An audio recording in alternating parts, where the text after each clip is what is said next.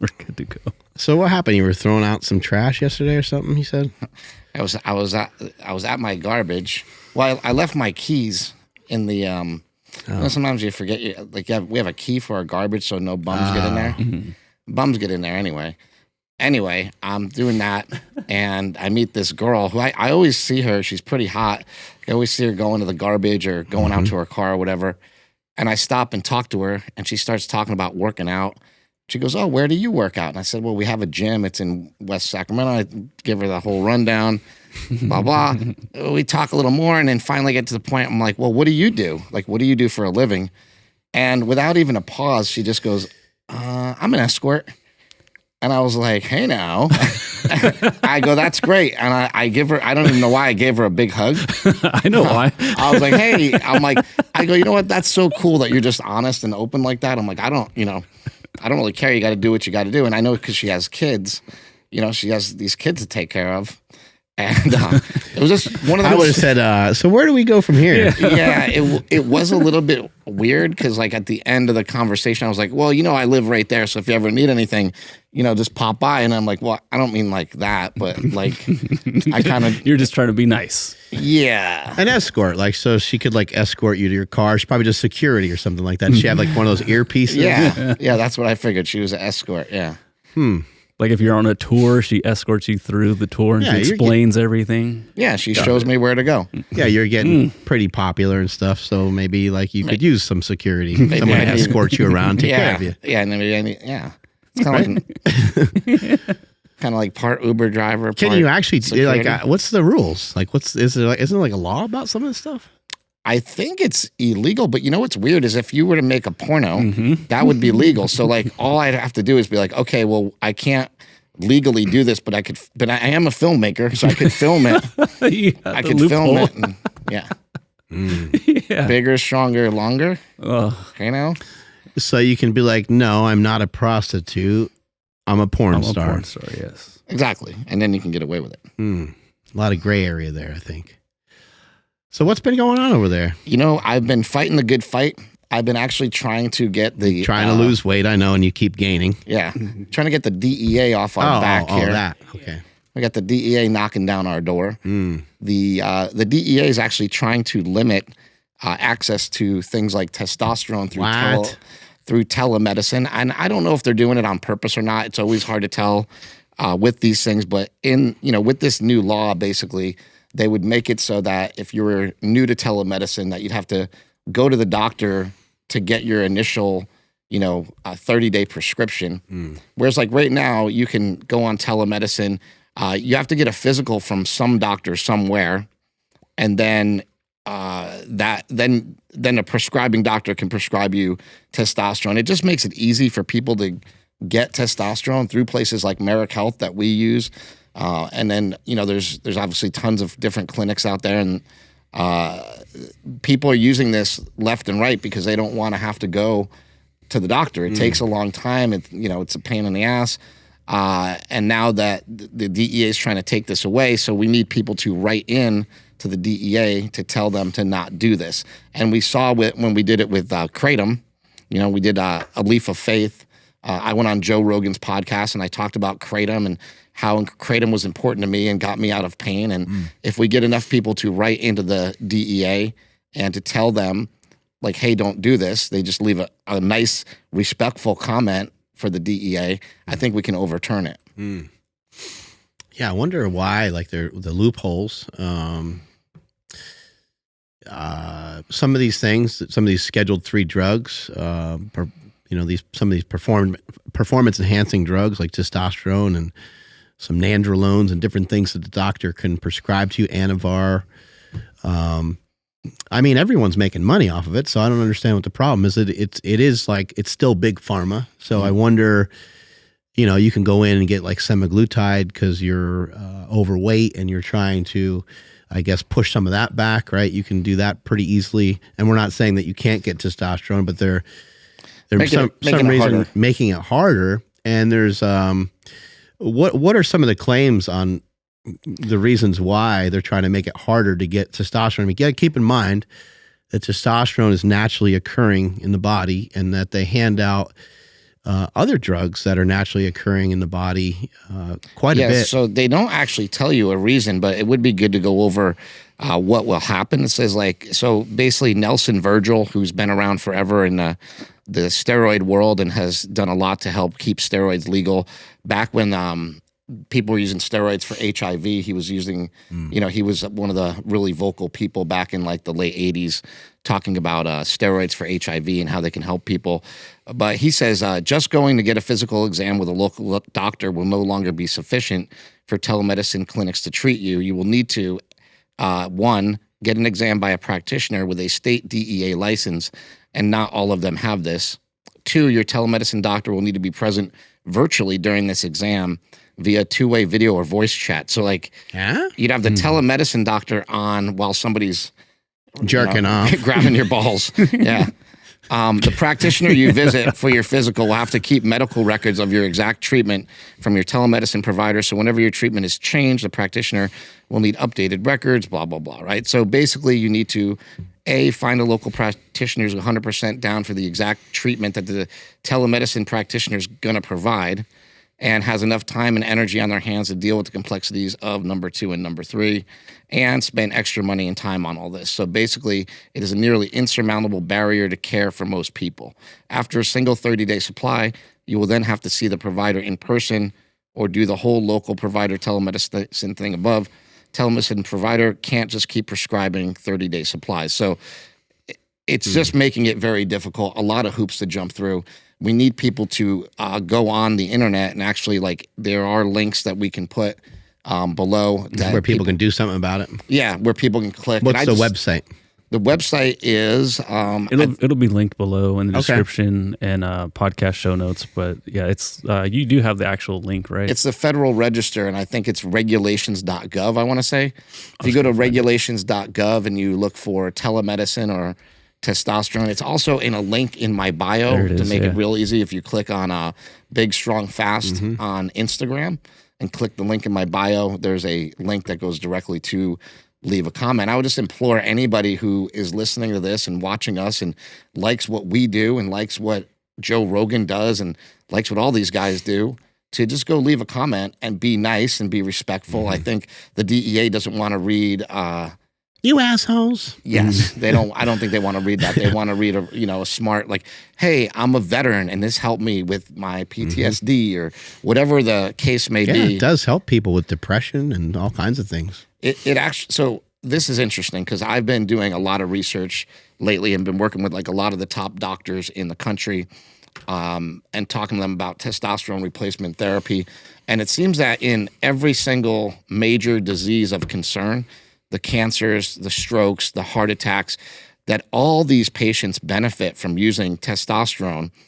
But the devil's in the dose, right? They're not using 600 milligrams of testosterone. Damn it.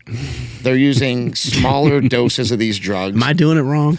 And well, even if you even look up all the information on SARMs, Ryan Russo did a great video on this, but if you actually look into the information on SARMs, they're actually very safe and effective when used in the doses used in the studies. The problem is nobody uses doses that they use in the study of SARMs or steroids. And I think that one of the biggest things that we can learn in an evolution from what we've learned in Bigger, Stronger, Faster is that, I hate to say it because it's like a cliche, but the whole less is more. I think less is more long-term with steroids and SARMs and all these things. I think just using little tiny doses of these things over longer periods of time will yield excellent results that can actually help us live longer and stronger. Yeah, let's just say you don't get yourself in a compromising position, that you recognize that you don't feel great and you do go to a doctor, you do use Merrick Health, that somebody checks your blood and your estrogen is kind of high, your testosterone is kind of low, and you were trying to figure out why you weren't super pumped about going to the gym or why you had a hard time being on your diet. Testosterone actually helps with a lot of these things because it's going to be something that is, once you get those testosterone levels back up, it's something that encourages movement. It's something that encourages you to do the things that you like to do. And when you're doing effort, when you have a hard effort in something, it makes the effort feel even better. There's a 10x on it, or maybe not a 10x, but a 2x on it.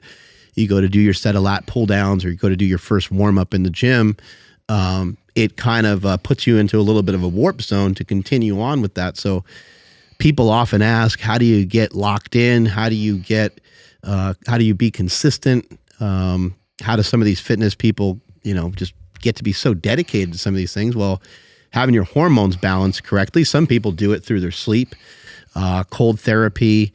Some people are just on top of their game. Some people, they get rid of fucking microplastics, and they hunt their own food here and there. Like, there's some people that go way out of their way to have like 9 ancestral tenants and doing all these things, try to make sure that testosterone and growth hormone and all these things are in place. But there's other people that just want to live their lives and fuck around on their phone and watch some Netflix here and there, and eat some foods that are offensive to the metabolism, that aren't designed for us to eat, and our taints are shrinking, and there's a lot of things that are happening. Our testosterone levels are supposedly much lower than they used to be. So I think that we really need testosterone, more so now than ever. Yeah, that's what I keep saying, is the world needs a shot of testosterone.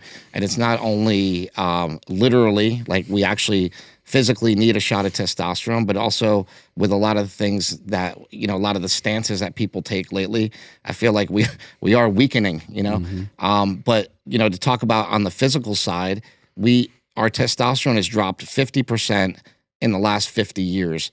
And people want to say, well, like, don't use steroids, but I don't think steroids are an option anymore. I think they are a necessity.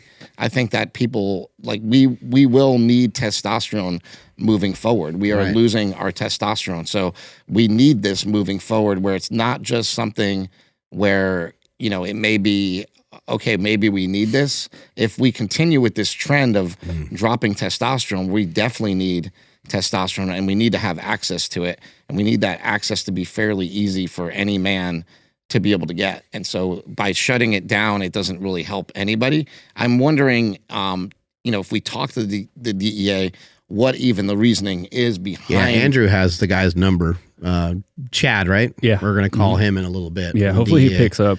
Hopefully he's not currently watching the. He's the right guy though, right? Yes, I believe so. And Chad will tell us exactly why. Yeah. Well, I think he's the right guy because Brad told us that he was the right one. Yeah. But Brad wasn't even there. He had his assistant relay that to you. Right. So hopefully he's there. Remotely, he said that Chad was the guy. Can never, my point is, you can never get to like the guy. Yeah. You always get the runaround with this kind of shit, And even when you do get the guy, they don't give you good answers. Even, I remember like last time when we did this with Kratom, I was on Joe Rogan's podcast, and it was like there was only a couple days left, and I said, hey, they're going to make Kratom illegal. I need everybody to go on this website, and I need everybody to leave a comment. And the next day, the DEA got 25,000 comments. Damn. And I called the DEA and talked to the guy. His name was Melvin, actually. Oh. He's their spokesperson. He works for us now. We blame Melvin for a lot of stuff around here. And Melvin just said, Melvin. hey, man, we've never seen anything like it. We've never seen anybody get, have this, put this much attention. Yeah, because Kratom's fucking dope. Yeah, well, because, it's helped a lot of people. I mean, in more ways than one. Yeah, it's changed a lot of people's lives. It's, made a lot of people have a better quality of life. And I think testosterone does the same thing. I don't think testosterone is dangerous in really any amount. I mean, like, it would be unwise to take it at a high dose for a very long time. It's not smart. But even then, like, what is it dangerous? Like, it would be so hard to say that it's even dangerous, Yeah. If you think back to like what is one of the biggest issues facing us today, and what's the difference between looking at somebody that's like 20 years old and looking at that person's grandfather. I think some people would say, well, grandpa has more body fat on him. But that's only part of the story. The real story is that older people, they don't just get older and shit doesn't just fall apart. Things fall apart kind of slowly, and there's a lot of things that are hiding in plain sight that we don't pay any attention to. People are in a lot of pain. People, their bodies are really stiff, and this kind of like, use it or lose it type of thing. It does exist, but really the key ingredient in all metabolic disease is the same thing, And it's been the same thing forever. No one ever talks about it. And it could be solved with some exercise and some testosterone. And that is your strength. Because it doesn't matter if we're talking about heart disease or diabetes or really almost any metabolic disease and any disease that you can possibly imagine or think of in general, you're always going to be better off being stronger going into that, having more muscle mass, just like you mentioned with HIV. That's why people were proponents of utilizing things like Anavar and stuff like that to fend off the muscle wasting impact of HIV. So this has been this information's been around for a long time. We know what steroids do. They help make you a little bigger. They help put some size on you. And it would be nice to get to like what's the root cause of like people's testosterone being lower. It'd be great to investigate like what that statement even means. 50% lower than 50 years ago. Who was doing blood work 50 years ago? How do we know that? Like, it doesn't kind of really make any sense to me personally, but I do get it. It does seem like men from many years ago seem like they had a little bit more chutzpah, a little bit more. That is a fairly testosterone. It actually is a fairly big study that this comes from, and also in that time, in the beginning, they only measured like certain countries, like the U.S. and the UK and whatever. But then they've since expanded that out to now include like the whole world. And they found that like pretty much it's a worldwide problem. It's not just like a US problem.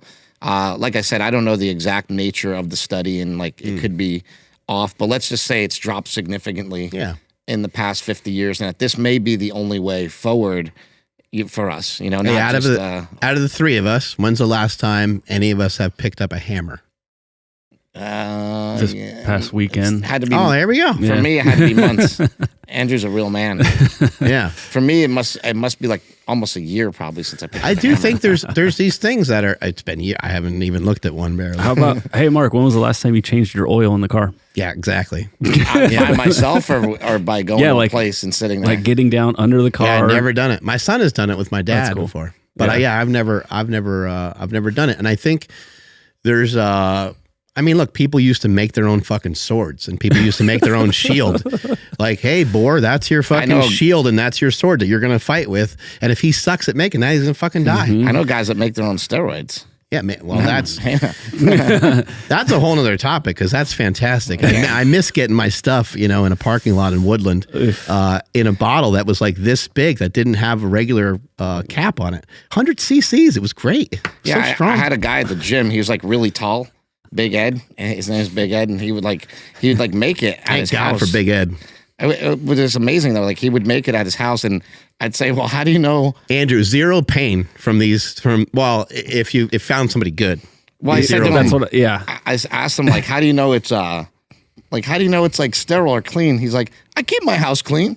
Oh my God! Yeah, it's clean enough. Like that was his theory on it. It's a little. Yeah, it's a little. It can be a little shady out there from time to time, but again, I think a huge thing that is at the center of a lot of disease is people losing strength, and people might be like, "No, that's not what it really is." No, that is literally what it is, because people lose strength and then they lose muscle mass, and the difference between grandpa and the 20-year-old kid is not just body fat. The reason why grandpa got fatter, he has no reason to get fatter. He's been eating the same fucking way forever. The only reason why he got fatter is because he lost strength, and then via losing strength, he lost muscle mass. And now his metabolism is no longer in the same spot as it was.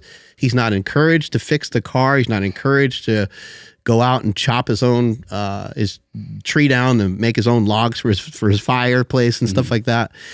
And because of that, as a result of that, you start to lose your strength. Yeah. And if we can avoid all of this with exercise, but something that can put an exclamation point on the exercise is a little shot in the arm, making sure that testosterone level doesn't get low, because it can be very demotivating. I think a lot of people are just afraid to take testosterone, or it still has this bad stigma about it. I know so many people that are like, they're on the fence. They're coming to me and they're on the fence. Their life is a mess. They haven't been in the gym. They haven't found the motivation to lift. They, my wife, this and that, my kids, this and that, blah, blah, blah, complain, and then say to me, do you think I need testosterone? It's like, I don't even need to think about it. If you're complaining that much, then you definitely need it. Because when men are feeling good and when men are at their peak, we don't complain. You complain, do. Yeah, you go and do. You complain when shit's bad. You complain when things hurt. And you complain when you're down and out, but you don't complain when you're super happy, feeling great. So if you're complaining, then go get your blood work done. And, if you need testosterone, I think people should get on it. I think people need to stop fearing being on it, because I think this is for every man. To say like, I think it's only good for some people, blah, blah. I think that only people that need it should use it. But I think at some point in everybody's life, they're at a point where they will need it. So I do kind of think it's for everyone in that respect. So I think it's just a good thing to keep on top of, keep checking your blood work, keep seeing where you're at. I have certain people like, I was talking to Casey, who runs your warehouse the other day. He's in great shape and his testosterone's like 620. That's pretty good. Like he may be the guy that doesn't need it, but but he does do a lot of work. Imagine like how much more. I was telling him with how active he is, like, imagine if you could Superman that a little bit, though, because you would like to, you know?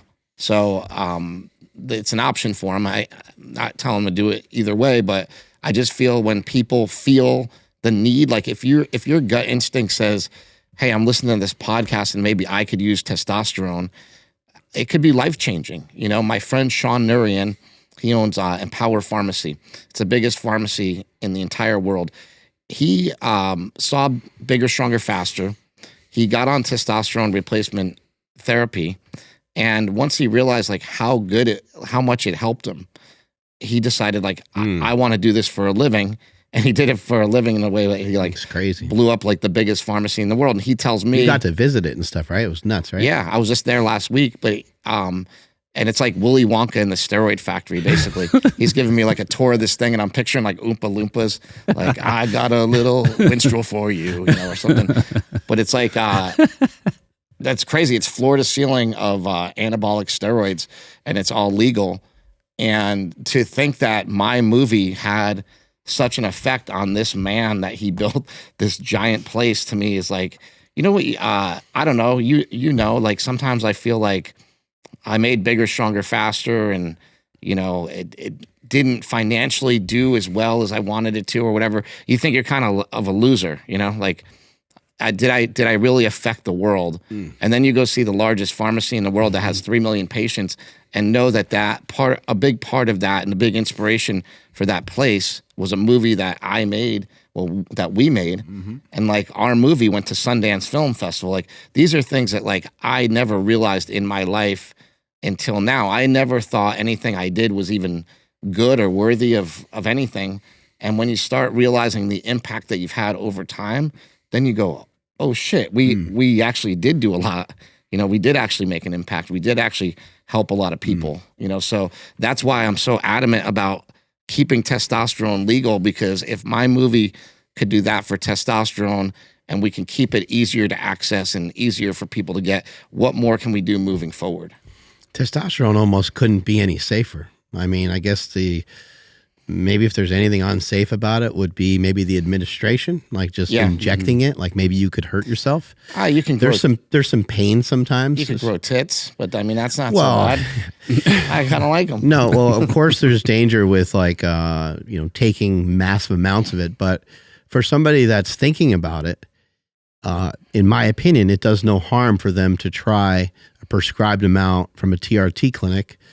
And if they don't like it, they try it for, a handful of weeks and they're like, it's like a slow moving thing. Like it's not, it's not something, it needs to be in your system for a long time. Having 2,000 milligrams of caffeine at one time would be way more dangerous than having 2,000 milligrams of testosterone at one time. Yeah. I mean, though 2,000 milligrams or 2,000, even 2,000 grams of testosterone, you could, it wouldn't. You could suck out the entire bottle of testosterone, inject it in yourself, right? Be a couple cc's, and you'd probably feel bloated and sick. But beyond that, like you wouldn't feel the injection itself would hurt. I'm saying it's a lot of oil. Like, the injection itself would hurt. I never tried a whole bottle. Jeez, oh my god. I've done 6 cc's though. That was double barrel back in the day. Double barrel. If Yeah, 3 in the left, 3 in the right. If it ain't full, it's empty. Yep. Yeah.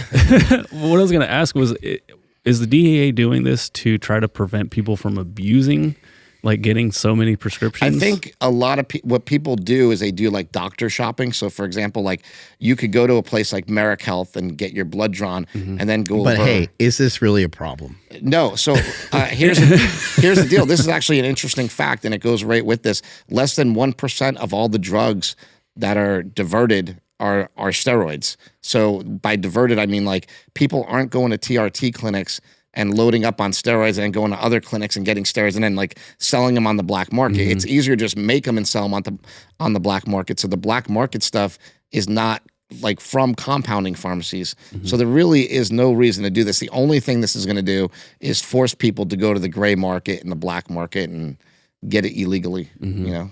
Stupid. Yeah. And then because like one of the things that that website broke down, which I'll link down below in the description, kind of making everything clear in layman's terms, is trying to find a local doctor that will agree with the telemedicine doctor. Their opinions are going to vary so much. I would say it's going to be impossible for me personally to find anybody in the Sacramento area that would prescribe me anything. And I do think that that's on purpose. So, right, they're like, we'll word it this way and we'll make it impossible, but we'll make it look like you got a chance, right? So what the DEA tries to do, and this is what everybody needs to recognize, because they might be wondering why we're even talking about this. Like, these guys aren't going to make a difference. Well, we made a difference. We made a difference with Kratom. We kept Kratom legal because I had so many people write into the, at the time it was the FDA and the DEA that were trying to make Kratom illegal. And we had so many people write in that they did overturn it. But what they try to do is they try to write things in terms that you don't understand. And so you and I, like if I just read this, I actually read this bill 3 weeks ago. And I read it and I took a look at it and didn't see anything wrong with it. But I didn't realize like, oh, way down in the subtext down here at the bottom, and it was brought up to me by Jeff Whitmer. Jeff Whitmer owns a clinic as well, and I'm really good friends with him. He's been on the show before. Yeah, just give them a shout out. Whitmer Health, they're awesome. Also, I think like as long as you have a good clinic, it's important to have a good clinic, you know, and as long as you have that and you have people that you can trust. So Jeff was the one that told me, he said, no, read the fine print, like read down here. That's actually going to affect testosterone. And I was like, oh my God, really? Like they're going to make it hard to get testosterone? This doesn't make any sense. So then I called my friend Anthony Roberts. I think Anthony's been on your podcast. He's sort of like a research guru.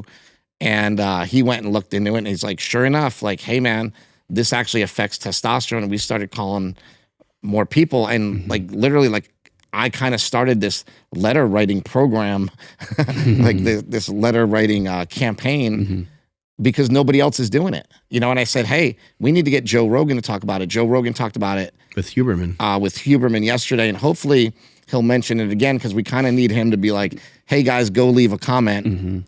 He hasn't done that yet, but hopefully we'll get there because it's people like that make a difference. It's, you know, everybody that's watching this, if everybody watching this can just take 2 minutes to go and fill this out. I mean, it'd take even less than that. You click on the link in my bio under @BigStrongFast on Instagram.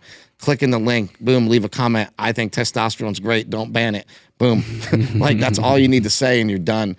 And it's that easy for us to make a difference. And that's why I talk about this stuff so much and really care about it because nobody else is looking and nobody's paying attention.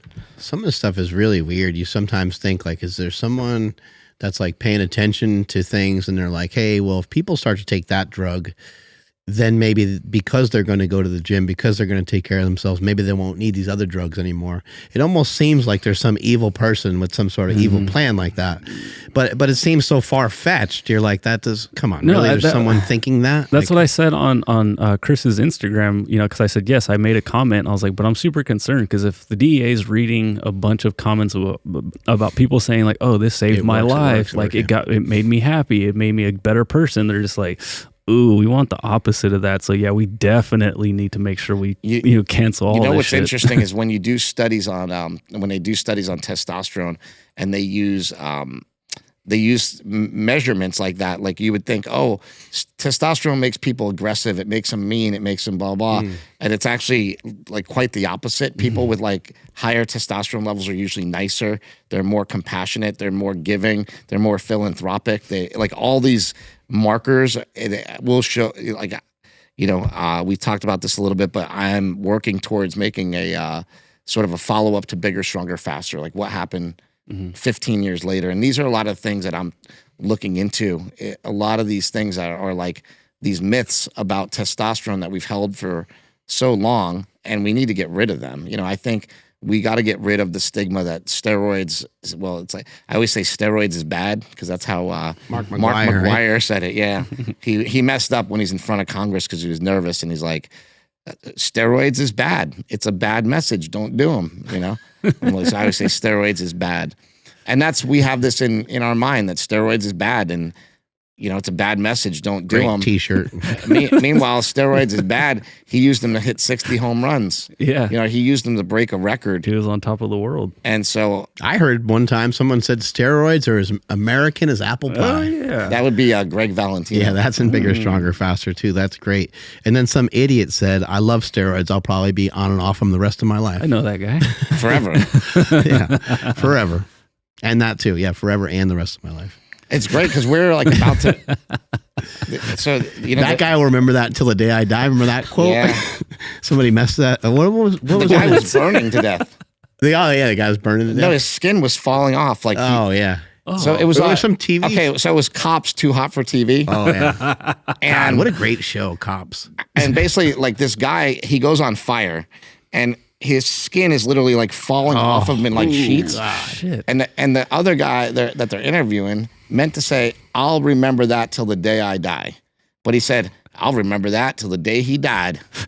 And it's like, well, you already forgot it then, because once he dies, the you're guy done. died that day. You're already over it. Yeah. Like, holy shit! Yeah, he's already fucking dead. He's just so stoic, I guess. Yeah, right. He was able to move on. Yeah. Are there any other medicines, we'll call them, that this bill will eventually affect if it goes anything through? that's in the Schedule 3? So I'm not sure what else would be. So it definitely would affect like Anavar or D-ball, or I don't think a doctor's prescribing D-ball, but whatever would fall in that Schedule 3. I know that anabolic steroids, all of them are in the Schedule 3. And so I don't know if there's any other like weird drugs that are in there that this would necessarily affect. But I don't know about you guys, but like, the companies I've dealt with to try to get, I'll just say steroids from, or TRT or HRT, like they never hooked me up. Like Merrick, like they're stringent, like they pay attention. So I thought, like, I'm going to stockpile. I'm going to see. I'm going to ask this guy, and then I'm going to ask this other guy that works there, and see. Like, and they're like, "Nah, you're not ready for another." Well, I thought, I'm like, damn fair. Yeah. Yeah, you think like, oh, more plates, more dates. They're going to load me up. They're going to let me take whatever I want. But no, it doesn't work that way. It doesn't work that way. However, I've had a bunch of people get their blood work from there too, and they're like, "Damn it, they didn't prescribe testosterone." I'm like, "That's good, because they're going to see if they can level out your testosterone with your sleep and your food." And they want you to develop other habits. They're not just going to dish out a bunch of stuff to you for no reason. A lot of times they will prescribe testosterone. They of course, a lot of times they do. If you tell them that you want testosterone, a lot of times this is also interesting, and I think people should know this. Like, I think it's good to know about the different drugs and what they can do, to know what you can ask a doctor for. So a doctor's going to give you the bare minimum all the time. But if you look into things like oxandrolone, and they've had problems with muscle wasting before, you can ask for those things. If you had problems, like for me, my joints are so bad, and I use 50 milligrams of Deca, and I'm not recommending that anybody does this. I use 50 milligrams of Deca a week, and it's completely 100% removed all the sort of achy joint pain around my knees. Has it removed all the pain from my entire body? No. But it's removed all the achy joint pain that's been around my knees for years and years. And it's worked so well. And I should say that I've used it in combination with... How discouraging is it to have that pain in your knees, and like you're thinking, I'm going to go on a walk today, and I'm going to go in the gym and do some squats. It's worse mentally than it is physically. Right. It makes me want to cry. Like, I think, like, I'm not lazy. Like, a lot of people are not lazy. A lot of people are not lazy. People that people cast judgment on people that they don't know anything about. And there's a lot of people that are well-meaning parents that are sometimes police officers, firefighters. Like they have these jobs. They're these incredible people. They're never fucking late for work. They always do all their stuff. They're overweight. And then therefore other people think they're lazy, or they think that they're lazy. But the reason why they're not dedicated to fitness, might be that they've never gotten exposed to fitness. Like, we've had exposure to fitness in a lot of really awesome and wonderful ways, and the ways that we were introduced to it and the stuff that we see is all really positive. Some people's only interaction with fitness is really negative. They went to the gym one time and someone had them try to squat and they like hurt their knees or their back. And the other reason is just a lot of people are in a lot of pain. Yeah, it hurts. And when you're in a lot of pain, I've said this many times before, like Tom Brady had a year where he was out. I think he had like an Achilles injury, or that whole Brady rule thing. The guy slid into his knee or whatever that thing was that he had. He was out for a year. It's like, how fired up and how excited was he when he was hurt? Probably not much at all. Dude, I was watching. It changes your identity and how you feel about yourself. I was watching Rogan yesterday, and first of all, Jorge Masvidal, that dude is just a beast. He's so like, he's a guy that's so cool. He's like cooler than cool. Like the way he talks and everything, man. Like he's so like, just sounds like so fired up. But he was talking about how depressed he was 8 months ago. 8 months ago, he's like, man, I lost that fight. And then I was thinking, like, we just had Josh Emmett in here. And it's like, what is that period? Like he's coming off of a major loss, but it was like the biggest fight he was ever in. And he did great. It was a sick fight. Yeah. He just ended up coming up short. And it's like, to see that these guys are at, like, to hear Jorge Masvidal say that he was depressed made me feel so okay about being depressed for the past couple of years. Yeah, those guys don't want to go to the gym when they feel like that. I went through a lot of shit. You know, I was in a lot of pain. And then I thought, oh, well, Jorge Masvidal, he's the coolest guy I know.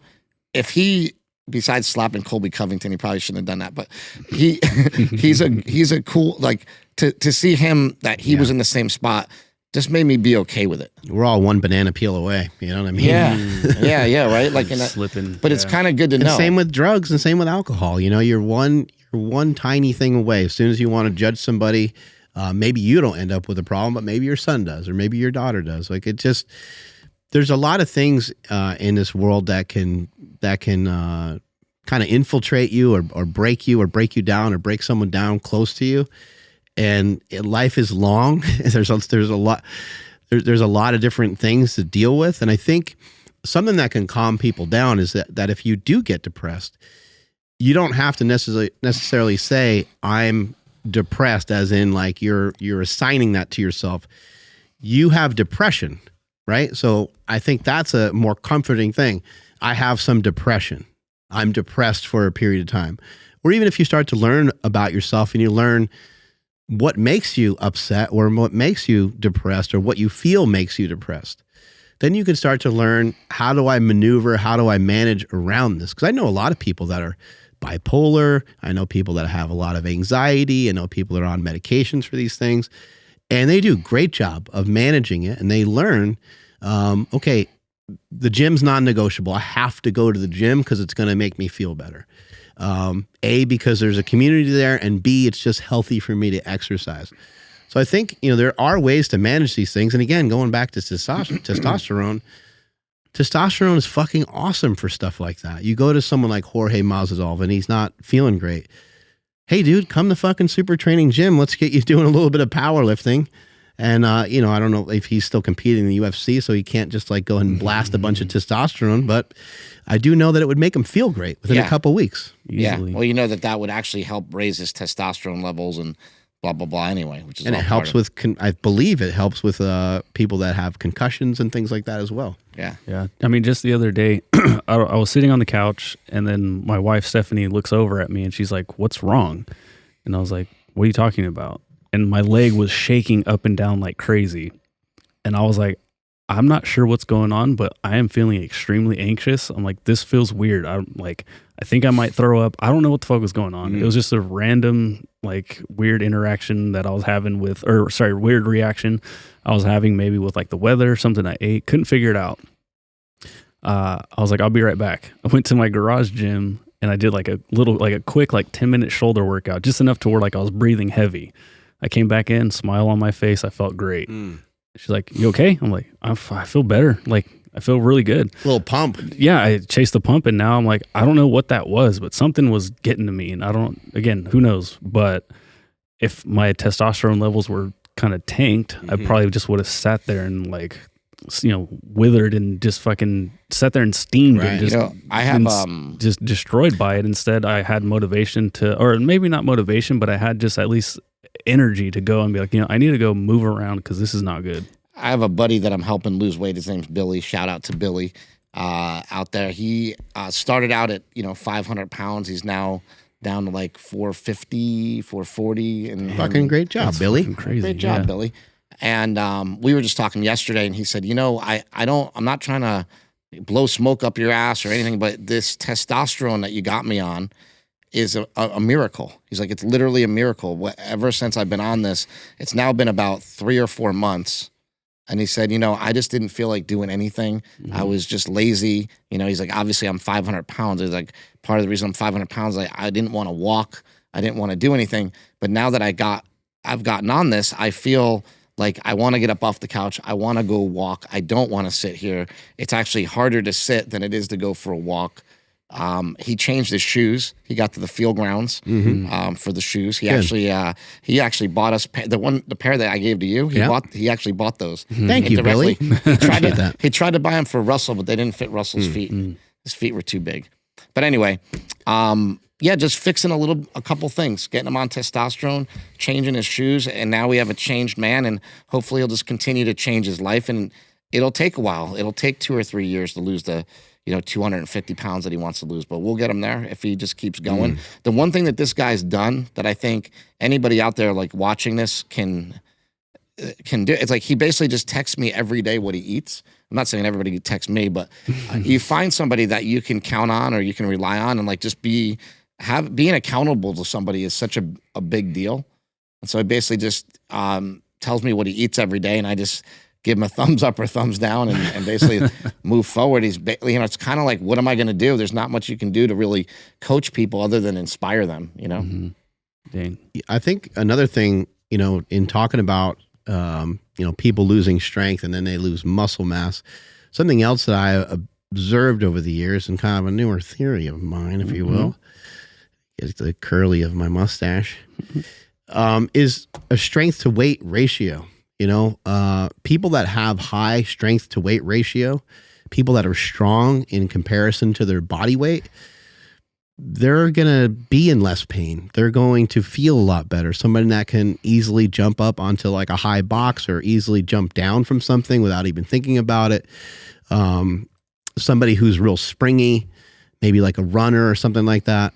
Obviously like people can overdo stuff because they have this body that might be capable of doing a lot. So maybe because they're springy and can move around really well and have a decent strength to weight ratio, maybe they overdo their running. But again, I would even go back and say some of the runners, they take that way too far because they run so much that they end up being super light, and they end up being under muscled as well because they don't even want to gain any weight because they're worried that the weight gain will slow them down for their run.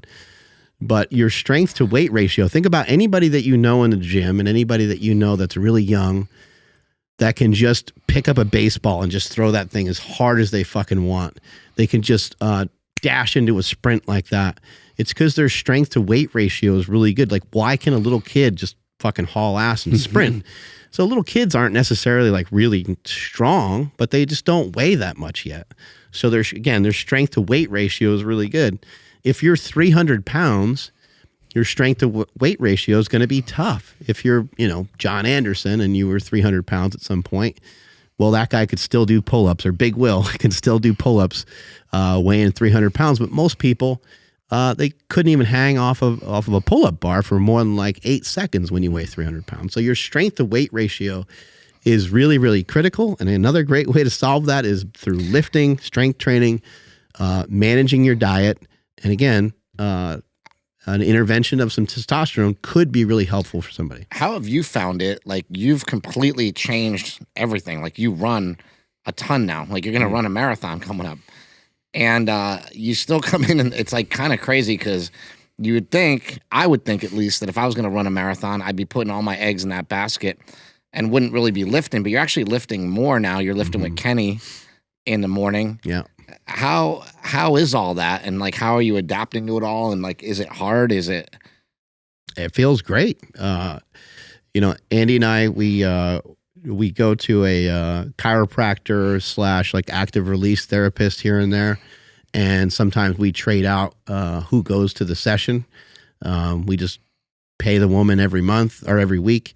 And sometimes I go, sometimes Andy goes. But lately, I just haven't even needed to go because I feel so good. I have virtually no pain. I have a little stiffness sometimes, like in my lower back.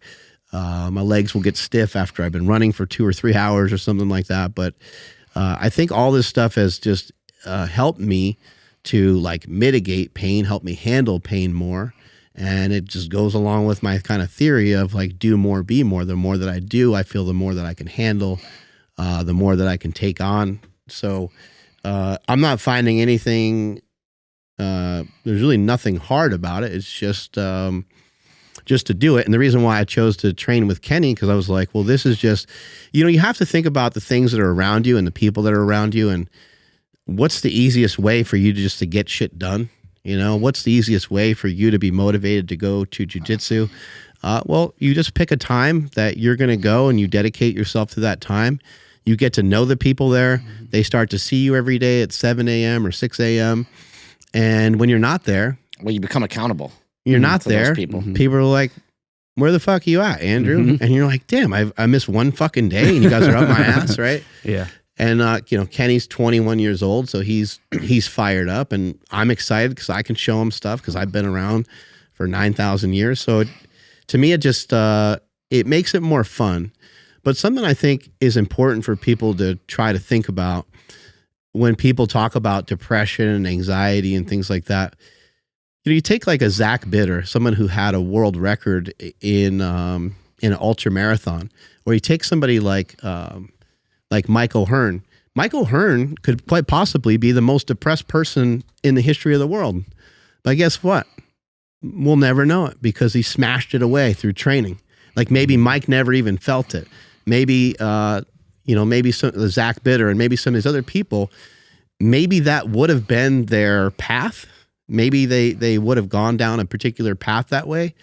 And if you think about it, it would make sense for someone like me or someone like Mike who struggled so much in school to kind of get sad about that and feel bad about that, have shame and those things about that and gain a bunch of weight and I don't know, try to, you know, find my way through some other thing. But luckily I found, you know, movement and strength and things like that I could lean on. I think Mike did the same thing.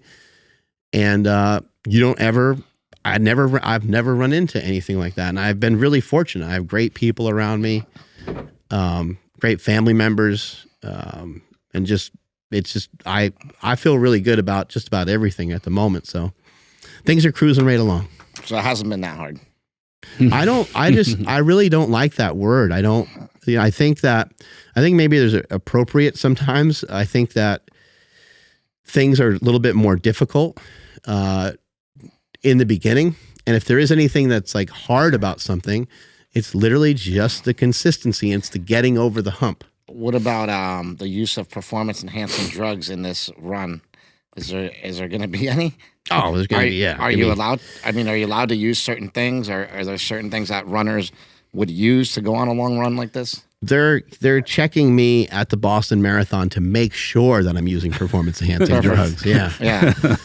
Yeah, that's what they want to make sure of. Yeah, if you pass that test, then you fail. If anybody's interested and they want to hear exactly what I'm doing, I shared a ton of information on exactly what I'm doing. It's not good to share it here because it fucks up it messes everything up. But I have a Rumble, and you can check out my Rumble. I think it's Mark Smillybell. Damn. Okay. I'll find it and link it down below. I didn't even know you started it. There we go. I didn't even know I did either. I think Soper did it. Okay, oh yeah, okay, I do know about it then. Soper's quick. Mm-hmm. So what's up with Bigger, Stronger, Faster 2? I'm working on it. You know, everything is such a process. You know, but you know, good choice of words. What I got to commend you on that. You were gonna say pain in the ass. Yeah, it is a pain in the ass. It's. But it I is see. I see what you're process. getting at. Yeah. Well, it is, right? improvement. And so I thought, the bottom line is I don't want to just make a movie. I want to make a difference.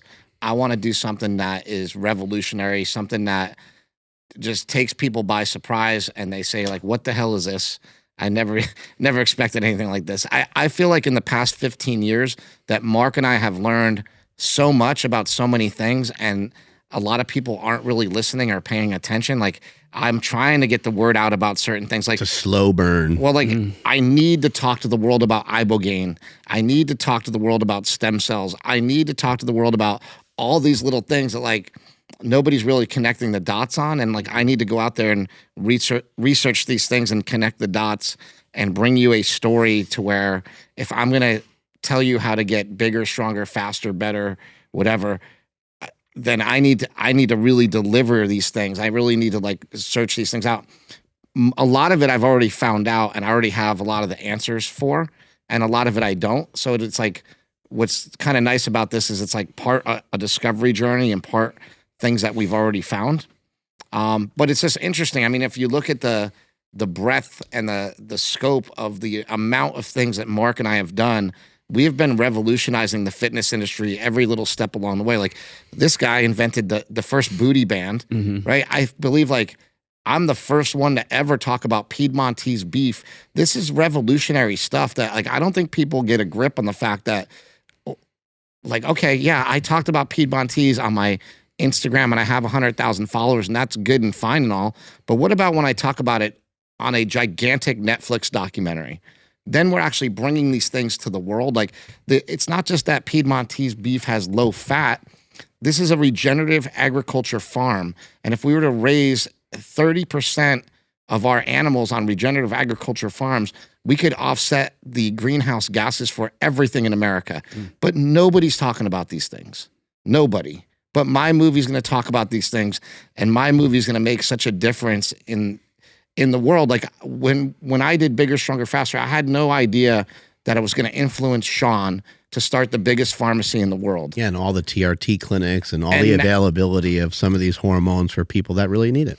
And now that I know that he can change the world with what he's done, and I can change the world with what I do, well, what if we team back up 15 years later and go back out and just tell the world? Like, Mark tells me all the time, like, I'm confident that I can heal anybody. I'm like, great, well, heal me. Well, he already kind of has. Like, the amount of pain, like, resolution I have had is nothing short of a miracle. There's no way to explain it. Like, I'm taking, like, it's funny, like, the last final straw for me, like, not straw, but like the last final thing, piece of icing on the cake was I started taking Deca and all my knee pain went away. And I'm like, this is amazing. I mean, like, God made me make this movie. Like, this isn't just a movie. This is an evolution of things that have happened over the past 15 years that I think lead into the complete changing of, like, everything that I'm all about and everything I think about. I used to think about being like I was told him, like, I don't really care about my physique anymore. And the less you care about the physique, guess what? You start getting in good shape. Like, I don't care at all. I'm like, I don't care. I'm just going to keep, like, I'm going to stay on the carnivore diet. The carnivore diet has brought me success. I have all these people telling me it doesn't matter if you're on a carnivore diet or not. It matters calories in, calories out, blah, blah, blah, blah. And I just keep hearing all the noise, and I just keep blocking the noise out. And the more I block out the noise and just do what I know, like, in my gut and in my heart is good, good things have been happening. And so that's kind of what I want this film to be. Like, it's kind of like an awakening, and it's, I think, like, I don't know, Mark will probably tell you, I just think I've changed a lot in the past, like, 6 months. I think I've grown a lot, and I think I've just realized, like, oh, I get it. I got to get out of my own way first, and then I can then I can make this movie that will make a really big difference. Yeah, something as simple as, like, certain things I've sent you over the years, maybe they didn't land on you or make sense to you when I sent them to you, but now you're listening to some of these things and you're like, he would send me all these weird videos. He probably sends them to you too. And he's like, oh, do you get it? Like, the universe, we're all one. But I'm like, dude, I don't know. Now I listen to it and I'm going, oh my God, did you hear what he said? Even like Jordan Peterson, and Jim Rohn, right? I've told Mark, like, I don't really get Jordan Peterson. Like, I don't get what he's talking about. And I wasn't ready to hear what he had to say. And then I'm listening to this thing from Jordan Peterson. I'm like obsessed with it. I'm like, no, this is exactly what I've been searching for my whole life. Mm-hmm. You know, Jordan Peterson talks about being better, and the pursuit of being better is where you find the meaning of life. And to me, I kept going, well, what is the meaning of life? Why do I, like, for some reason I get stuck on that all the time. It's made up. Yeah, like, why am I here? Why am I here? Why am I here? And then I just realized, like, who cares? Just be a good person while you're here, you know, and constantly strive to be better. And what Jordan Peterson says is, in the pursuit of better, that's where you'll find the meaning of life. That's where you'll find the antidote to the suffering. And I think that's what I was doing, was suffering for so long, because I couldn't see this like meaning. And then when I said, oh, the meaning's just for me to be a good person and spread all the beautiful, wonderful things I've learned to other people. I think you know me pretty well, that like all I always try to do is come in with like a new idea of a new hope. And sometimes it's too hopeful. Sometimes it's like you realize like, oh, I'm putting too much hope into a product or into a drug or into something. But like, yeah, but I've realized scale that back a little bit too. You get fired up. There's nothing wrong with that. Yeah, we all get too fired up. Yeah, people do that with something like stem cells. They get all hyped up, think it's going to be the answer to everything. Well, and that's why this movie's good, because I've done all that, and now I'm taking a step back from it and saying, well, what's good, what's not good? You know, what can we use, what can we discard?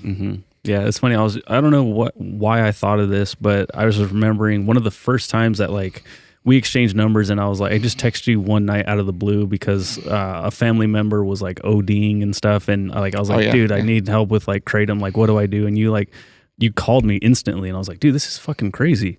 Like, Chris Bell's calling me right now. Like, it was so but you just wanted to help. You have such a big heart, and you do want to just spread that positive energy for sure, but like the good knowledge, and you want to keep. Yeah, so it was like one of the coolest things ever. So to see you, like I stopped and I took a picture, and you're like, what are you taking a picture? I'm like, this is going to be something someday. Because you were fucking going to town on that whiteboard. You were writing down all kinds of shit for this movie. And so like, I'm excited knowing that like you're, well, I gave up too. And I think that's another part of the message is like, for a good 5 or 6 years, even when COVID was around, I just resolved in my head, I'll never make a movie again. And then with this movie, what's amazing is like, I got the right producer. Like, my producer's awesome. He did the show Hot Ones, Hot Ones where they eat the wings. He produced that show, and like he's produced all the big reality shows like Deadliest Catch, Ice Road Truckers. That's right. Storage Wars. He was like created Storage Wars and shit like that. So like, he's a gangster. So when you meet the right people and they can get things done, like you get excited, Yeah. And to be in good company feels really good. And to have, my other producer is Kurt Engfer. And Kurt was the editor on Fahrenheit 9/11 and Bowling for Columbine. And Bowling for Columbine won an Academy Award for Best Screenplay. So it won an Oscar for Best Screenplay. And Michael Moore got that Oscar. But my friend Kurt wrote that damn movie. And so I said to Kurt the other day, let's go get your Oscar. Let's go with this movie. And I, like, even if I won an Oscar, I don't even know if I'd care anymore, because I don't care about the fanfare and the BS of Hollywood. But I'm just saying in general, like, I'm working with such great people, and it just feels really good to finally be in a good place and be doing that, because it's a long struggle. Yeah. How did you assemble this team? I assembled the team out of the darkness. Basically what happens is it's like the Avengers. But basically what happened was I was working with a group of people, and I went to Houston to go meet up with my buddy Sean that owns Empower Pharmacy, and we went to go talk to him about putting this project together and how we were going to do it. And Sean's kind of like a mentor to me, And as he's talking to me, he's like, he tells me the next day, when it was just him and I together, he said, you know what? Those people that you brought, like, I'm not that hyped on them. Like, you're too talented to be working with those people. You need better people. And I'm like heartbroken. I'm like, man, these people are my friends, blah, blah, and they're great people. I have nothing against the people, but they didn't show him what he needed to see to feel comfortable being involved in this project in that way. So it meant a lot to me that, like, I look up to him a lot, and I look up to what he's done a lot, think it's cool. So he basically forced me into finding somebody new, and it just happened to be that my buddy Justin was just retired. He retired really young, and so he retired I'm like, well, you're retired now. You want to make a movie with me, you know? And he's always wanted to work with me and always wanted to make a film with me. And I've known him for a long time. So I just sort of lucked into him. And then my buddy Kurt, who's the editor, I worked with him on Bigger, Stronger, Faster. You know, I already hired him because he had made Bowling for Columbine and Fahrenheit 9/11. Decided just to bring him on to this project. I'm also working with my friend Anthony Roberts, who I think was on here with you guys, that is like just an amazing researcher. He can pull Freedom of Information Act stuff on anybody. He can find dirt on anybody. So I just say, hey, Anthony, go get him. And he just goes, gets it and brings it back. So you have to have all those people on your team to make a good movie. Even though Sean kind of told you some new or some information that you weren't really like hoping to hear, but in doing so, it made you had to like upgrade your squad. Yeah. I've also been looking into a lot of the work of Ryan Holiday, like he's very into the stoic stuff. And it's just amazing. Like the impediment to action becomes the action, like the obstacle's the way, right? Like what's in the way becomes the way. And that whole idea of like Sean put an obstacle in my way, and I'm like, I'm just going to go right through this. Like that, the fact that like, okay, I have a bad producer. Well, now I have an amazing producer, right? So I have somebody you don't think can do the job. Now I have somebody that's bothering you so much that you don't like, seriously, like we put the shoe on the other foot where it's like the other people are like, oh, whoa, like, hey, calm down. And so I think we have a really special team of really awesome people. And what we have here going on at Super Training is amazing. I keep telling people, like, you guys don't know what goes on at our gym. And I think even a lot of people here don't even know what goes on at our gym. But, I have a 14-year-old girl here that squats 335 pounds for 5 reps and deadlifts about the same. I have a 16-year-old kid that deadlifts 600 pounds. I have a 21-year-old kid that lifts, 750 pounds. We have like our actual core team of people, which are, just a bunch of great people like constantly training in here, and people are like losing weight, gaining weight, getting jacked, getting lean. There's a lot of cool shit going on in here. We have Kenny, Jack, bodybuilder. So yeah, the whole culture is amazing. Yeah, we have a lot of shit going on at one time, then plus all the podcast guests coming in, and then today have an opportunity to work with Josh Emmett. It's been really neat, just trying to help him with some stuff, and it's fucking great. It's great to have this place as you never really know who's going to like walk through here and who's going to be here. And for those people that are here, like when they miss a day or miss something, sometimes they miss out big because sometimes there's like a really cool guest or sometimes something awesome happened. Yeah. I remember that. Yeah. When we'd have, it's so funny because like it always happens this way where it's like, oh, hey, like we got so-and-so coming in on Thursday. It's like, oh shit, well, Michael Hearn's coming in on Thursday also. And then Chris will come in with somebody else and be like, oh, hey, this is so-and-so from, and it's like, holy shit. And you look around, you're like, dude, we have like, I don't know. Some days I'm just like, between all these people, there's like 1 billion followers on Instagram right now. And it's just Thursday. It's just another day. Another workout day. Yeah. Yeah. So what's next in the process of actually like trying to get this movie made? So I'm right now I'm doing funding right now. So fundraising is like I have a lot of stuff written and like ready to go, and I'm just kind of waiting to pull the trigger. So we're like right at that critical moment where you're raising money and doing stuff. Like I went on a trip to Austin last week. It was amazing. Like I went to Austin, got there. We just said, hey, let's decide to go. Like let's go by Rogan's Club and see if it's. Let's see what's going on down there. I go over there. We get out of the car. We walk over to the club, and one of the bouncers, he sees me, and he's like, oh, bigger, stronger, faster, and he's all pumped up. So we ask him, like, what we have to do to get in, and he sort of describes what we had to do. He's like, you got to wait in this line, and blah, blah, blah. If there's room, then you can come in. And long story short, they got us in, and we had really good seats. That's Justin right there, my producer. He's like 6'4". He's a mutant. So we had a blast, man. We went and Dave Chappelle performed after Rogan. So I knew it was going to be a good trip. Like I said, I'm in the fundraising process. A lot of these trips are like you go and you present what you have to people, and you basically wait to hear back. And we're in like the wait to hear back phase, but basically everything's going really well. Yeah. So you have like all the ammo and everything ready to go. You're just waiting to fire off. Yeah. And again, like I tried to do this like a year ago and it didn't happen. I had like the wrong people involved. Right now, I feel like I have the best possible team involved. And usually, like, I don't even talk about things this early, but I just have a good feeling about it and a good feeling about what we can do. So might as well talk about it. How was that show? The Rogan show? The Rogan show was amazing. I think Tony Hinchcliffe was so bad talking about George Floyd's sex tape that the girl, my friend Christian was with us, and he had his girlfriend with us, and she basically got offended at that point and made them leave. So they left before Rogan or Chappelle even came out. Holy fucking Hinchcliffe, dude. Yeah.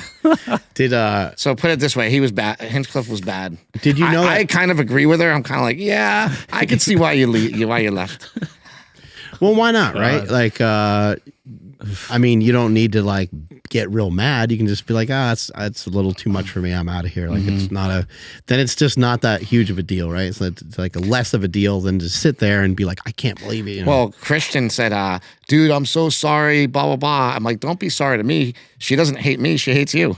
Like his girlfriend. Yeah. She's mad at you, not me. I don't care. Did you know Chance, right? Did you know that he was did you know that he was gonna be there? No, he just showed up. That's the way it always is. It's all random.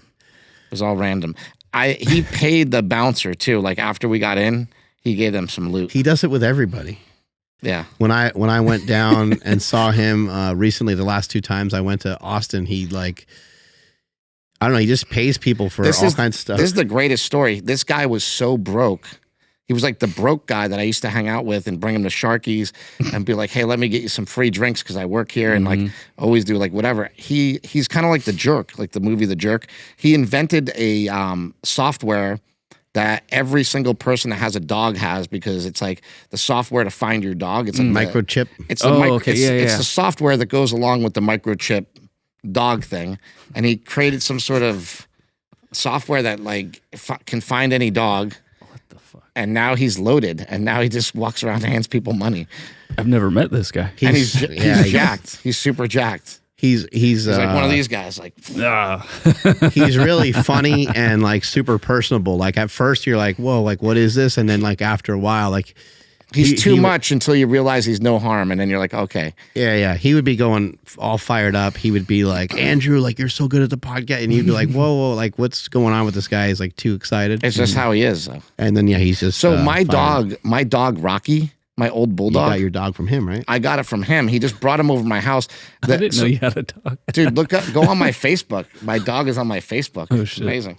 So I had this dog named Rocky, which is like a beautiful bulldog. It was like a perfect bulldog. His real name was Mr. Nasty, but then I changed it. And he was with an Asian couple, and he was too aggressive. He kept like knocking them over and stuff, they said. What?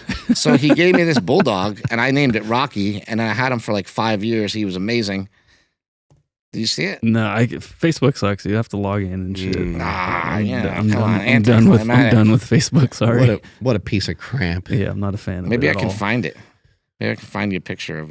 Yeah, Chance. The last time I was in Austin, we went to a sushi place, and the bill was probably like $6,000. He just paid for the whole thing. Like how was it $6,000? And you get treated real well because I was with Schweitzer and like we were with a bunch of people, Chris Williamson and Zach Lander, and they just give you like this is A5 Wagyu steak, top of the line, this and that, and he's ordering like weird drinks and stuff, and we had a blast. That's the main thing, and the food was fucking unbelievable. It was sushi.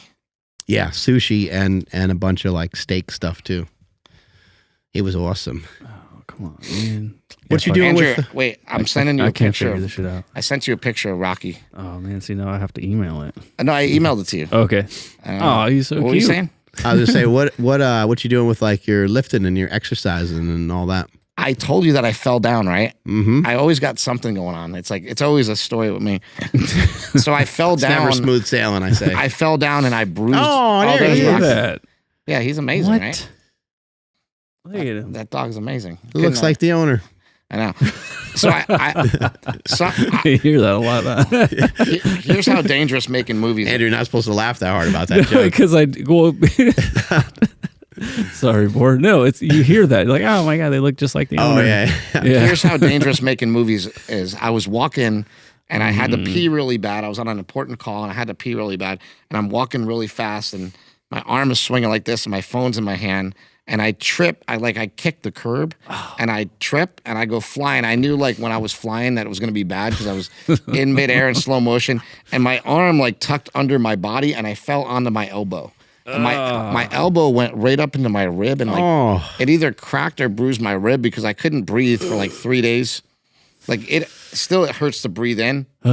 Shit. So it's really affected my lifting. It's just made me like I haven't really been able to lift for a couple weeks. So it's like I'm on like week 3, and what I'm doing is just resting. But while I'm resting, I'm walking at least 20,000 steps a day and doing like a strict carnivore diet just to make sure that like I don't fatten up when I get hurt. I think it's good to have safeguards, things that you can implement. You know, like I hurt myself and I know I can't lift, but I got to be really careful with what I eat if I'm not doing any lifting. You know, so I'm just trying to stay strict while I'm get through this. No lifting, or just like very minimal lifting. I was doing some like curls and some shoulders and just some light things, but it really hurts to even move this. And I've done it before where I go and lift too early. Right. It doesn't seem to ever be worth it too much. It's hard when that area of your body, you brace it, even if you're trying to do like a single leg curl,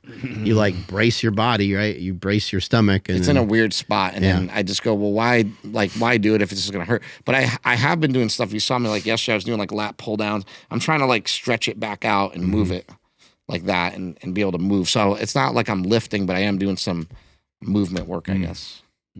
How many like comments or signatures, I guess comments, do we need for the DEA to wake the fuck up? I would imagine at least 10,000, but right now they had. So when I first started this campaign, I think they had about 2,500. I don't know what they're up to now. I haven't checked it. We'll see, but I think that I think if they get like 10,000, they'll forget about it. But who knows? It's hard to say. Like I don't know how these things work, but like if it stays and it passes, like how soon do they shut everything down? So see, here's what the problem is. It doesn't say anything about me and you. Like if we're already getting testosterone, it doesn't say whether or not I'll have to change the way I do it or not. So that it's very it's unclear. That's why it's dangerous. One of the reasons why it's dangerous is it's very unclear how people are now. But for new patients, it would just be like from that day forward, you would not be able to get telemedicine. So even though we're grandfathered in, it's still... I'm not sure if we're grandfathered. Like it doesn't say anything to whether or not we're grandfathered in, right? Like if it doesn't tell you that's dangerous, we'd have to basically call Chad at the DEA and see if he's going to tell us. We keep getting his voicemail. Will this like make like a penalty on like underground labs selling shit like way more severe? The interesting thing is like I don't know how bad those law. I would say like the underground labs. It's like I'm sure there's people out there that are trying to bust the bigger labs and bigger things, but I think people that run underground labs don't really care, like one way or the other. But I would imagine it would just turn more people onto using underground labs if they're making it hard to get. But I don't know if the penalties will be any more severe. Buddy at the gym or whatever. I mean, since it is big pharma, I don't know who they are, but don't they make more money if we get it prescribed and we actually go to a like compounding facility to get it? Yeah, so it's weird because here's the weird thing with compounding. Compounding is not big pharma. Compounding is like little pharma. It's like its own thing. Like Sean and Empower and companies like that, they're allowed to make these drugs that are they're allowed to make these drugs. The reason why they're allowed to make these drugs is because not everybody can take a drug as it's made. So like sometimes, for example, Viagra has like a blue dye in it. You might be allergic to that blue dye. So you might have to get Viagra without blue dye. And the only way to get that would be through a compounding pharmacy.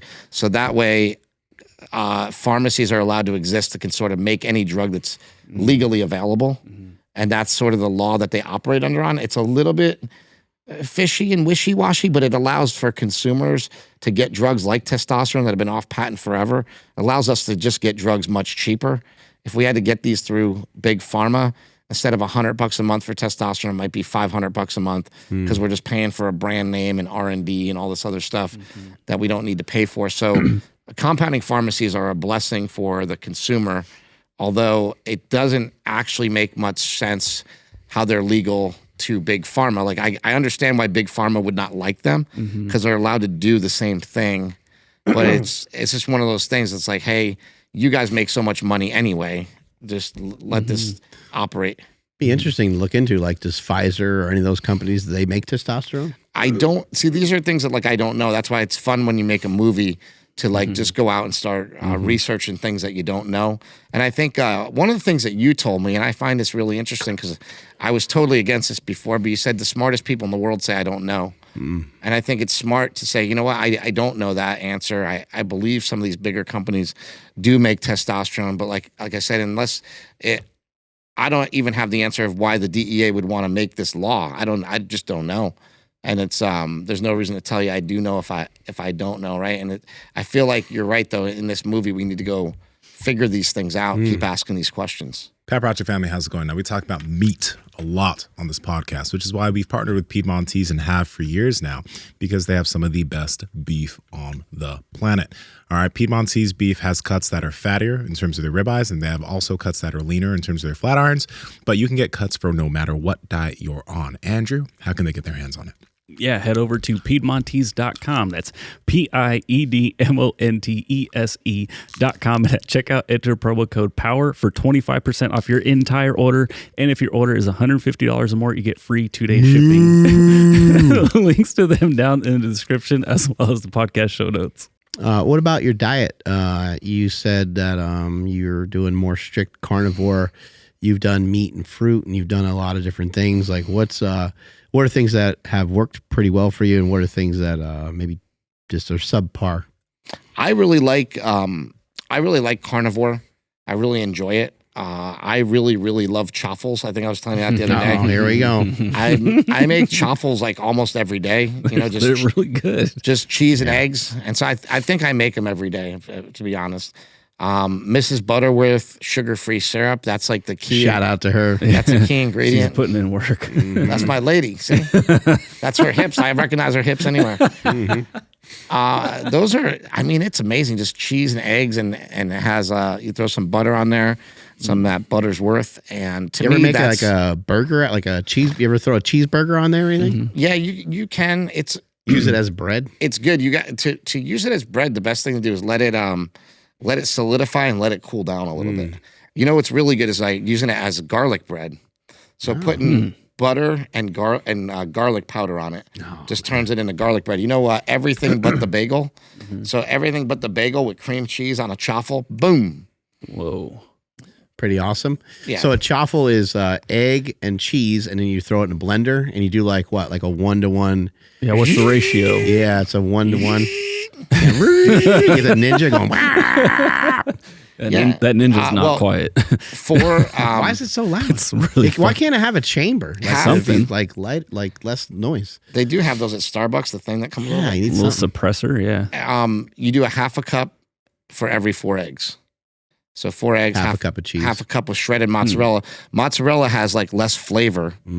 Like you were saying, you asked me yesterday about making a sandwich. I said, well, if you make a sandwich, you may want to use cheddar cheese because then it'll have more of a cheddar. Mozzarella is just more mild.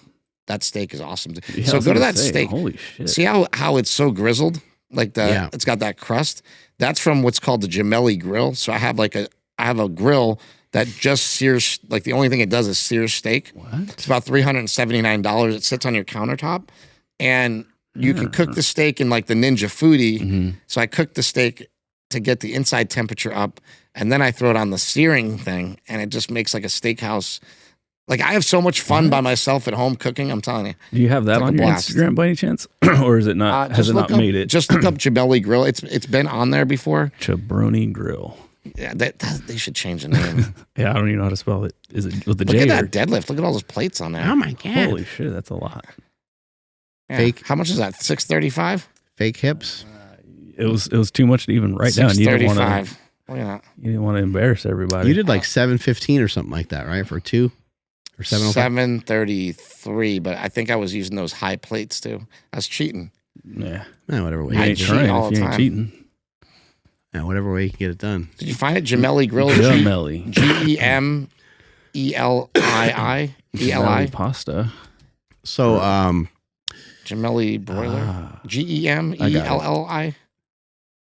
There you go. That thing, dude. That thing's amazing. What? That looks cool. It looks like Dude, that Auto Wild or whatever. It's like an Auto Wild, but it sits right on your countertop. And it won't catch your whole house on fire. Dude, it doesn't get even hot. I don't know. I don't understand how it works.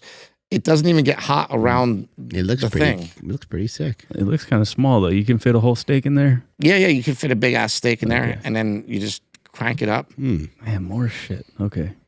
I'm telling you, that thing's amazing, especially if you have something. But it won't cook it.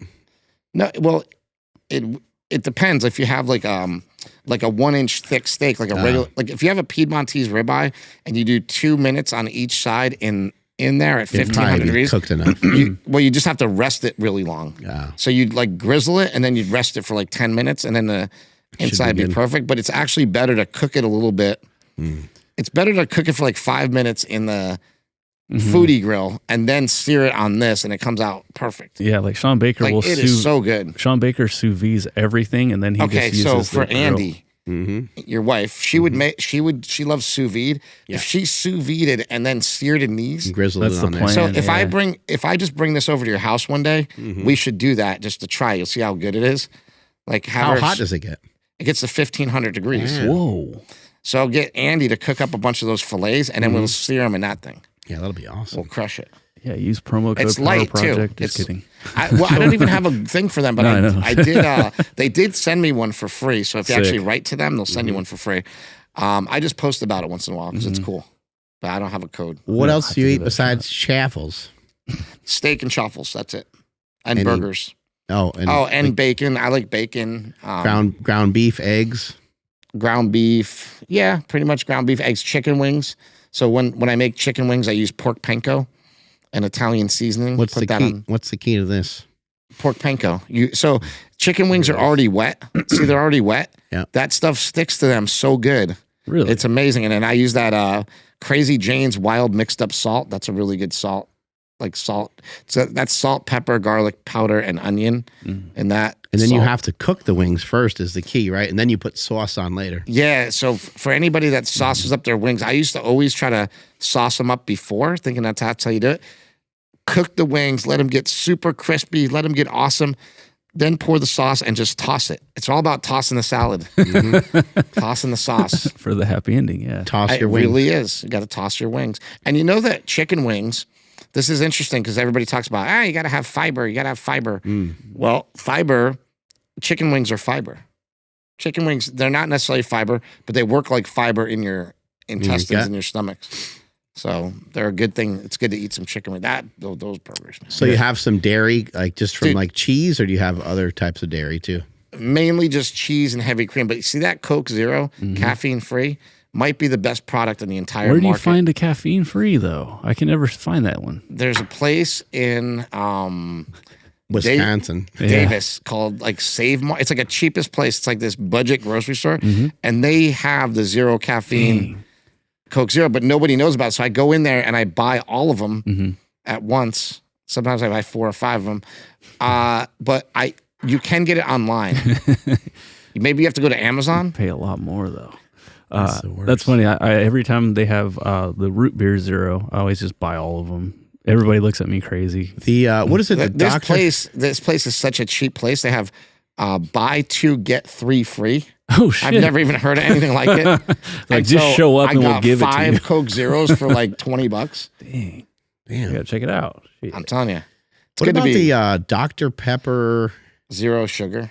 Yeah, but there's a Dr. Pepper zero sugar like Vanilla cream or something like that. Yeah, That's like the best one's soda really ever good. made. The That's Dr. really Pepper cherry one is Do you see this steak right here? life-altering. This is amazing, right? Why wouldn't I? favorites. Like this Piedmontese Bavette steak is 100 grams of protein, and that one Like 8 grams particular, of fat or something. it's even less. I think, yeah, it's 8 grams of fat in the whole steak. Yeah. So it's the 100 protein, grass-fed, 8 grams of yeah. fat. There's 2 grams. So like Grass fed, grass finished. to me, that's an amazing, like Well, and it's with, an amazing unfair advantage that people should know about. Right. well, also with Piedmontese, don't forget you can eat the entire steak. There's nothing I've never had this happen before. There's nothing that you need to cut away. Sometimes certain types of meat and certain steaks and stuff, sometimes you have to. So you go to the grocery store and you buy some high-end steak. It costs you a bunch of money,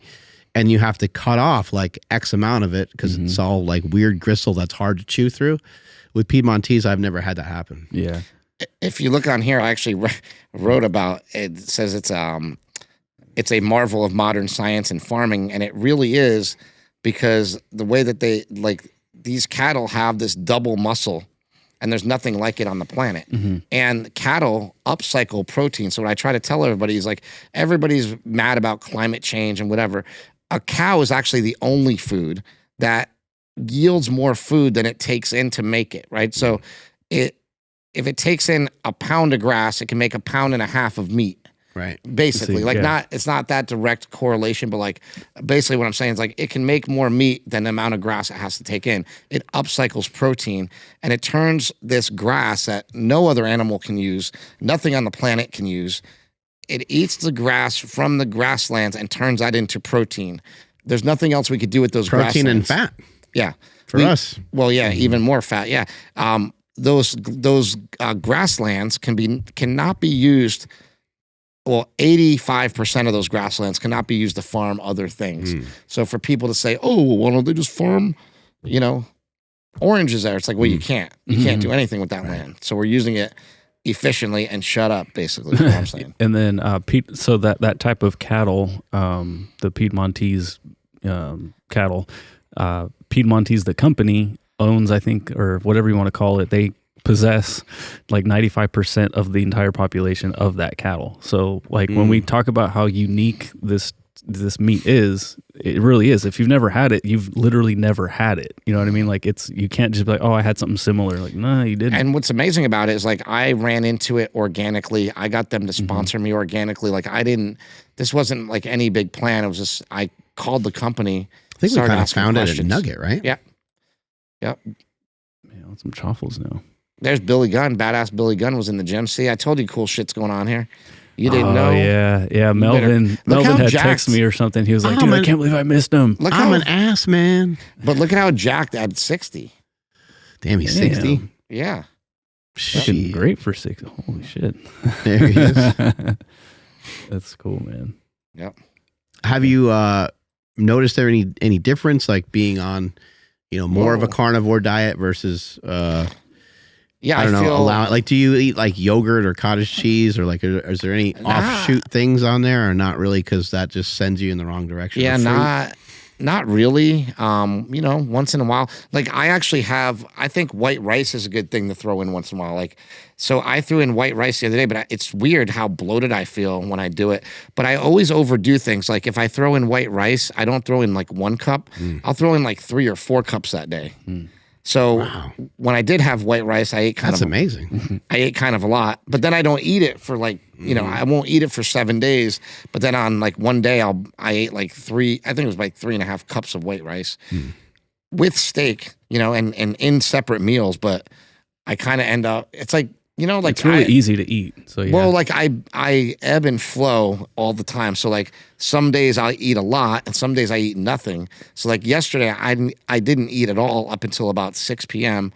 And then I kind of went in a frenzy and ate like 2 ribeyes and some chaffles.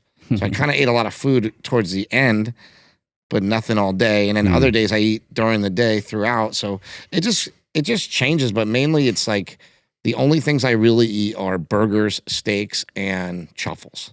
How about frequency? Like, because I remember back in the day, you used to like say like, I don't think I can fast. And so how about now? How many meals a day are you eating? You know what? Yeah, I used to be a pussy in every aspect, in every aspect of my life, and I would say things based on comfort, and like I would say things based on what I did or did not want to do, and I'm just out of that mindset. So I think by being out of that mindset, I can fast any day. I can fast for as long as I need to fast. When I just went to Austin, I just decided like, okay, cool, I'm not going to eat until I get to Texas.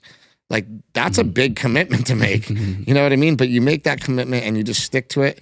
And you go, and I was starving by the time I got there. But by the time I ate, everything actually tasted amazing. I actually ate at Hop Dotty.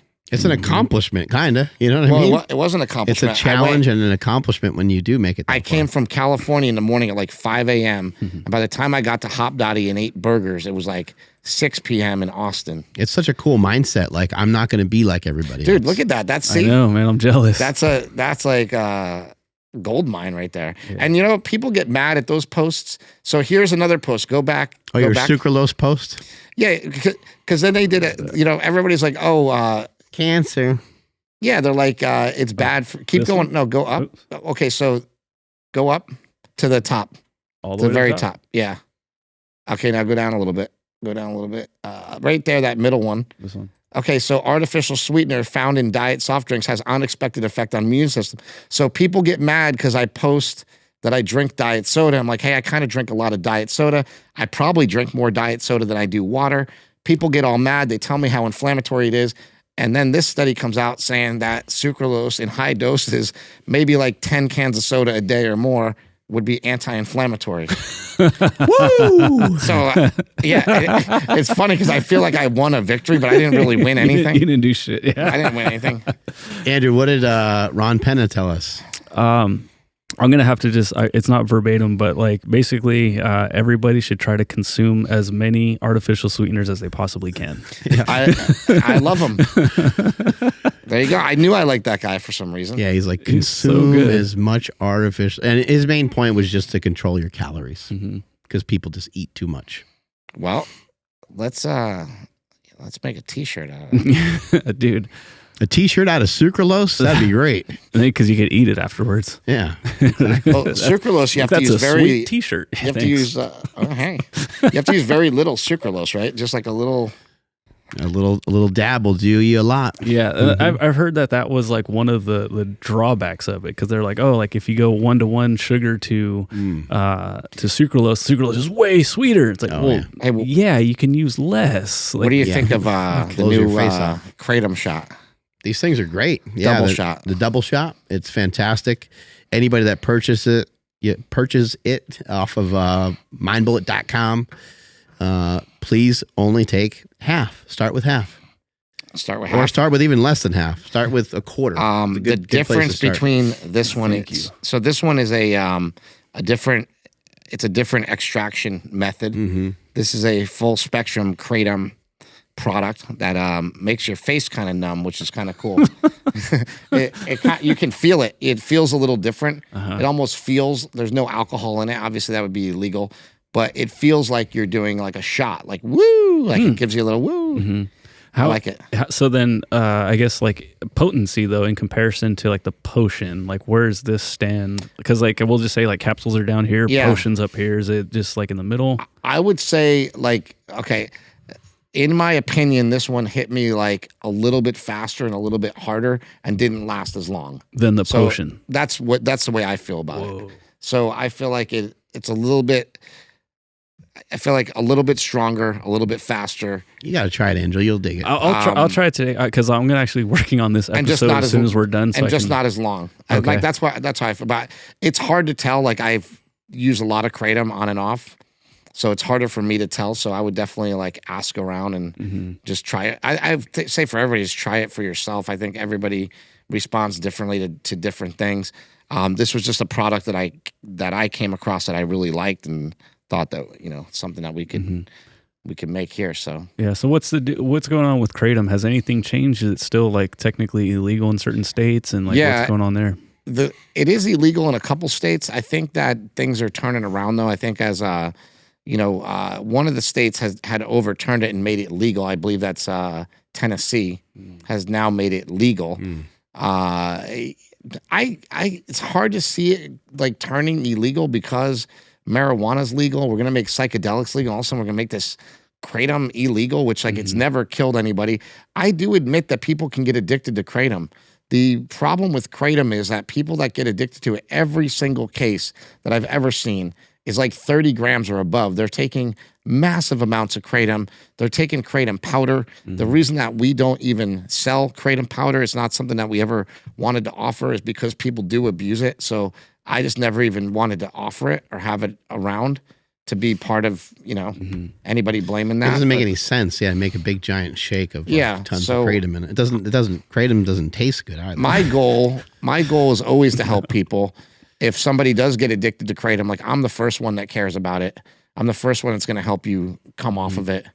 But and the only way to really come off of these things is like to taper down and just know that, any withdrawals that you will have will go away. They will tend to subside. And there are some other things that people can take. So put it this way, anybody can DM me because I can't say things on here. But if anybody ever has a problem with it, they can just DM me. I'd love to help. Yeah, no, I still very much appreciate Kratom. I've never ever felt like I depended on it or anything. Haven't had it. It's been a couple months actually since I've had anything of it. So that's why today's going to be pretty cool if I take that double shot. Yeah, I'll get hella work done today. I always just tell people use things and don't let it be a detriment to your life. And when things start being a detriment to your life or your life is unmanageable because of it, you need to get rid of it. And that is any substance or any behavior, Yeah. Take us on out of here, Andrew. All righty, everybody. We're going to remind you again, but make sure you guys check the links down below. Let your voice be heard. Drop those comments for the DEA to let them know that, hey, we don't want telemedicine, especially testosterone, to kind of fade away and be something that we used to talk about back in the day. So again, links in the YouTube description as well as the podcast show notes, or at Big Strong Fast on Instagram. He'll reiterate everything. I just want to make sure you guys hear it before you guys check out. But yeah, go over there, drop those comments. Let's see how many comments we can get left on the DEA's desk, so that way they can't ignore us. Follow the podcast at MB Power Project all over the place, and make sure you guys like today's episode so that way more people can see it. Share it with more people so that way we, again, like I said, we get our voices heard. My Instagram is at I am Andrew Z. Christopher Borbell, where can people find you? At Big Strong Fast, and I also have a podcast, The Chris Bell Show, that is on YouTube and the podcast forums everywhere. If you're wondering why Nsima's not here, it's because he's competing at Pan Am, so he'll be back soon. People, don't forget you can get Faster in 50 program over at withinyoubrand.com. That's my running program that was created by myself and Dan Garner. People ask a lot of questions about how I run and how I lift, and all that information is in there. It's free. Go over to withinyoubrand.com. Just give us your email address and we will shoot it on over to you. Strength is never a weakness. Weakness is never strength. I'm at Marcus Millibell. Catch you guys later. Bye. Later. Bitch.